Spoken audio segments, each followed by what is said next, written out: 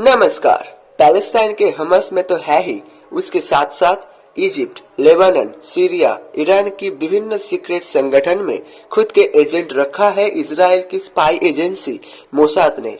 Purpose एक ही है, Israel विरोधी किसी भी प्रकार षड्यंत्र का पहले पता चल पाना।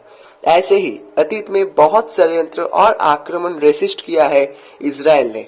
तो फिर इजराइल की इस फेमस स्पाई एजेंसी का इस प्रकार फेलियर का कारण क्या है?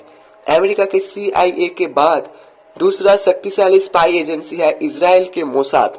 अमेरिका के FBI की जैसे ही इजराइल के और एक अभ्यंतरीण स्पाई एजेंसी है सिन बेट। पर आश्चर्य की बात यह है कि इन दोनों एजेंसीज में से किसी को भी पता नहीं चल पाया हमास के इस प्लान के बारे में। हर तरफ ये प्रश्न हो रहा है कि ऐसी स्ट्रॉन्ग स्पाई एजेंसी का फेलियर का, और इसी फेलियर के कारण चिंता बढ़ रहा है भारत का।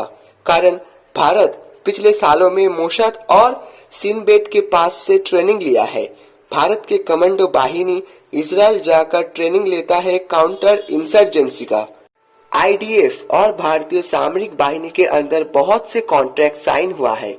इस सब के अलावा भी बहुत से डिटेक्टिव और स्पाई एक्टिविटी का आदान प्रदान भी होता है।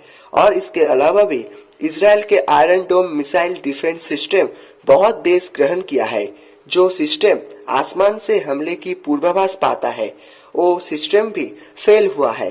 भारत अभी ये ढूंढने में लगा है कि इंटेलिजेंस सिस्टम में क्या क्या गड़बड़ है।